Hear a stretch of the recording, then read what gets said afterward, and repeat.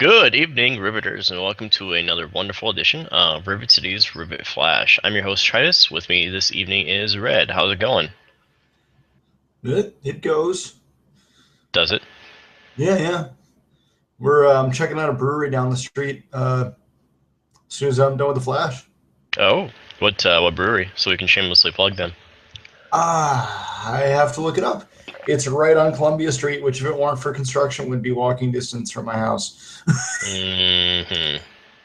I'm Googling it right now. Google.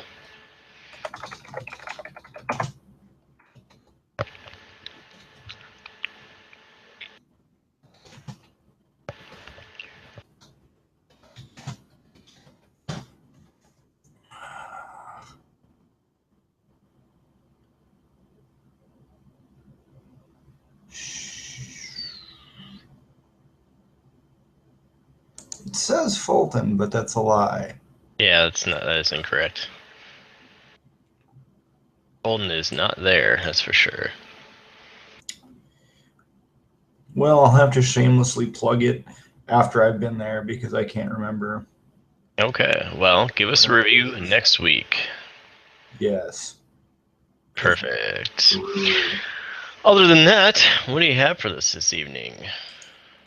Well, so you were into the Metal Gear Solid games, right?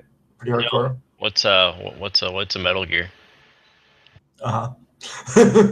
Well, there is an amputee that he got a Metal Gear Solid arm. Yeah, it's got a drone built in. That is awesome.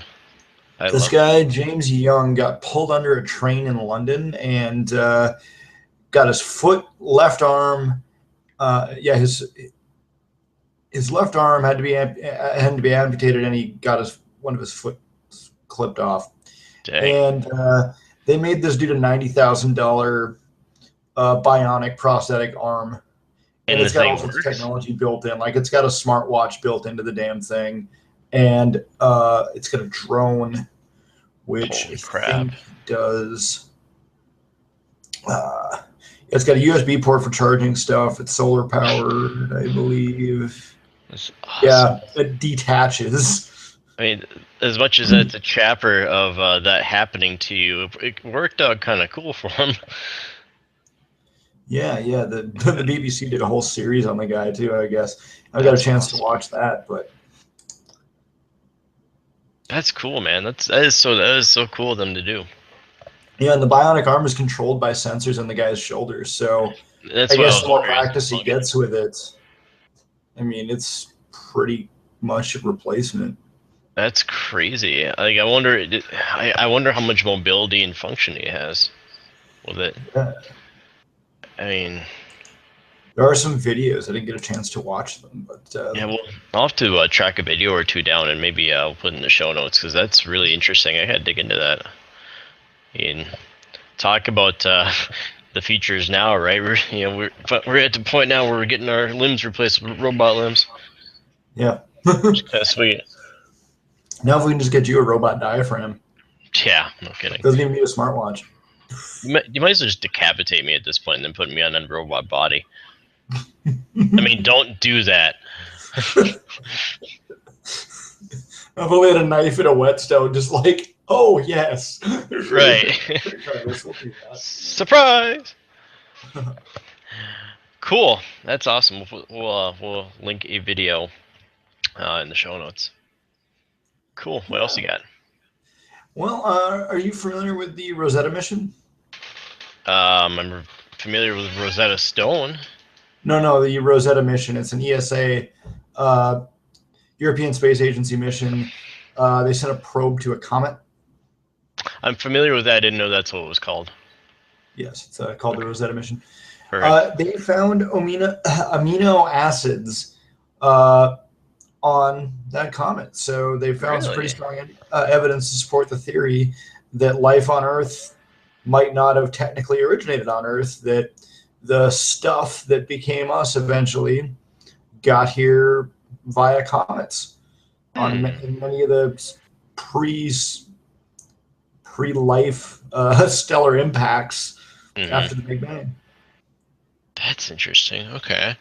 Yeah. So, huh. And stuff like that really forms the building blocks, right? So you got to wonder. I have a lot of questions on that. I mean, so they just on the nearest passing comet. They picked it for a specific reason, and I forget what it was. Okay, that's amazing though. But it's, it's I totally mean, a plausible, lot of it right? had to do with range, like Sure. was one close enough they could get a probe to, but Right. I think there was something else about the um,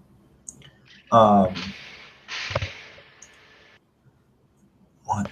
Where was it? There was something else about why they chose that probe or that comet to probe to, but Well, there's two things about that I want to make sure are highlighted. One, that the idea and ability by itself to get a probe on a comet is fantastic. Like we're doing that. That's a thing we're doing. Uh, and then yep. to then discover We can hit a comet with a robot. yeah.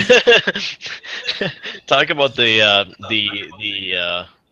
like the greatest sniper shot ever, right? Mm-hmm. Like imagine that one scientist is like, I made the greatest shot. Like there's who? Yep. Yeah, you can hit a target 100 yards away with iron sights. I use math to get this little metal box onto that comet. Yeah. Let's compare I that. did that. Yeah, I did that. Yeah, that's great, Jerry. All right. Yeah, scientist her name Jerry. So, but then to then discover something like that on the comet when you get there, that's proves a lot of there's a lot of movies out there that like sci-fi movies that go on to explain the building blocks of life came from another planet or whatever. If you remember, if did you ever watch the movie? It's funny. I was just thinking about this movie the other day.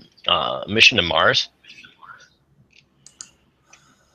Is that the one? That's not the one with Ice Cube, right? That's Ghost of Mars. That's Ghost of Mars. Yeah, and Statham and And Statham, that's right. Natasha Henstridge and a couple other people. Yeah, that was a B movie. Mars had the robot, the dog type robot named Annie. No, I know I've seen it. No, that's Red Planet. Uh, That's Val Kilmer. oh yeah, yeah. Yep. No, Mission to Mars was, I don't know, 10 years ago. Tim Robbins, Gary Sinise, four or five other people. Don Cheadle, a few other people. It's about this Mars mission. Obviously, uh, the initial crew was killed, all except for one guy. All out the Martian. But the difference is that they were killed by an alien structure. And so they sent another expedition to go rescue him because they figured out he was alive, and then figure out what happened. And then, I don't know if you'll ever see the movie, but the spoiler is that they find out that this is an alien structure, and it was built by the former civilization that lived on Mars.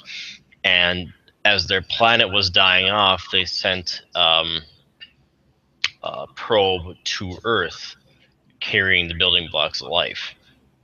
They essentially, and they say this movie, they seeded Earth. Mm-hmm. Yeah, And I have seen that. It has been almost 10 years since I saw it, but yeah, it's a super old movie, but it's really good. I thought it was really good anyway. But anyway, that's the point is that it's um I what like was the it? idea Was it that better than Armageddon? You know, shit. sending oil killers to asteroids. Yeah. What was it? Who were we talking to the other day about that? Donahue.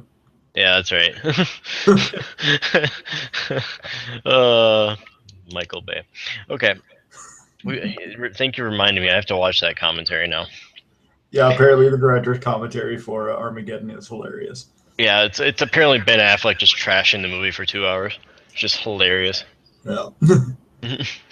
Okay, cool. Love it. What else you got? Anything else? That's all I got.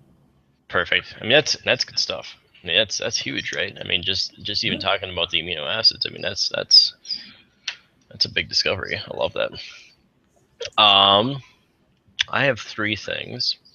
Well, 2 things in a story which I thought was kind of interesting, or at least funny. Well, okay, not that funny, but funny in the sense like it happened. Funny, but anyway, funny. So first off, there is a 3D printed building in the world. So a couple weeks back, we talked about 3D printing in midair, right? So I find out that in Dubai, the United Arab Emirates, printed a fully functional 3D office building, 2,700 square foot office building. They printed. Of course they did.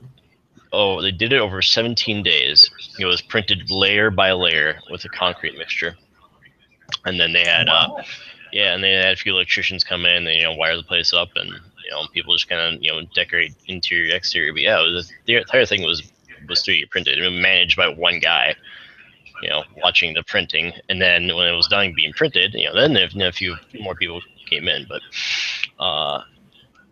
that's crazy, and it only cost like $140,000. Dude, 2,700 square foot building. Damn.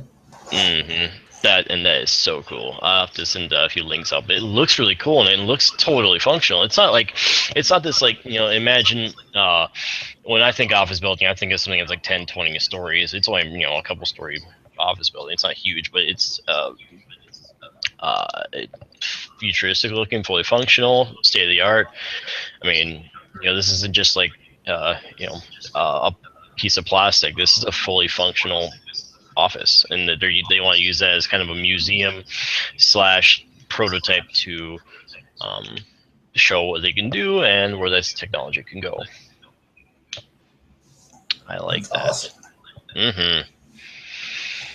I guess they're talking about. I think China did something similar to a year ago. They also did an office building in a mansion. I can't confirm that though, but I got to research that. But I'll put that in the show notes too. But it's coming, man. Sweet. Next thing is, speaking of 3D buildings and things being built, NASA is going to take another whack at inflating a module on the space station, on the ISS. So they sent up a inflating. Yes, inflating. So they sent up a compressed module of compressed materials to send it up to the ISS, and then they attached it. They tried inflating it, but the pressures were kind of off, and it had trouble inflating. So they decided to stop, and then figure out what the problem was, and then try again. They think it was because it sat compressed for so long, because it sat compressed 10 months longer than it should have, and just couldn't get its form back right away, and so the materials kind of stuck together. So now that they're not worried about it, they're going to go ahead and inflate it over the weekend. You can actually watch it happen live on space.com. I'll also put that in the show notes. It's going to happen tomorrow. It's a test module. The point is to test being able to inflate these kind of modules in space, plus it tests its durability. It's made out of some kind of like Kevlar material. So what they want to do is they want to be able to test its ability to live in space and handle radiation and micrometeorites and debris and all that kind of crap. So, which is kind of cool. I think would make buildings with habitat bodies if they could just send it up to puppies. It would make it kind of cool if they could just send it up in those compressed pieces, and then be able to just blow them up when they get up there. I mean, it would certainly make sending multiple components up at the same time a lot easier. To save them a lot of trips.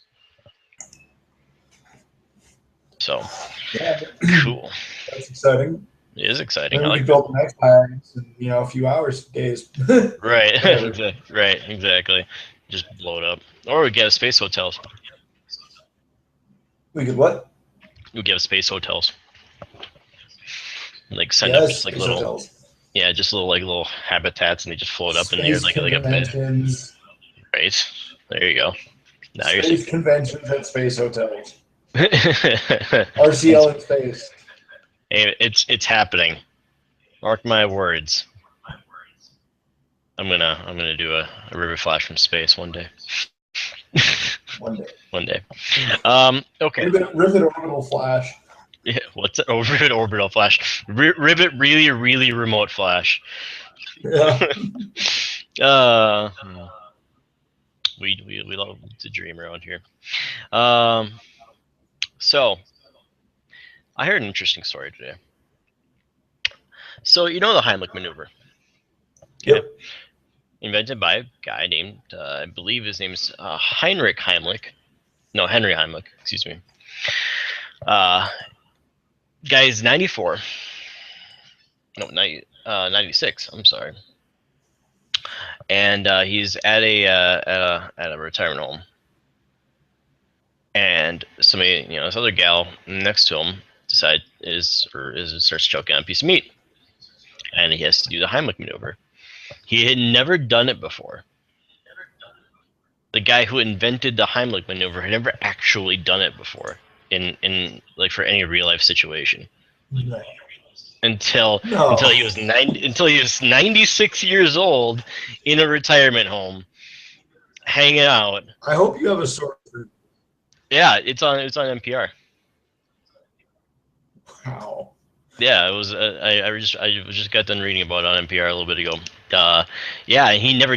Of course, he'd done it in tests, and he'd done it because he in the 70s he had invented it because he had heard of so many people dying of choking, and it's so commonly happening that he sought out to actually invent this maneuver. It wasn't just something that just happened. It wasn't just like one day the guy's walking down the street, sees somebody's choking, he just goes, "Oh!"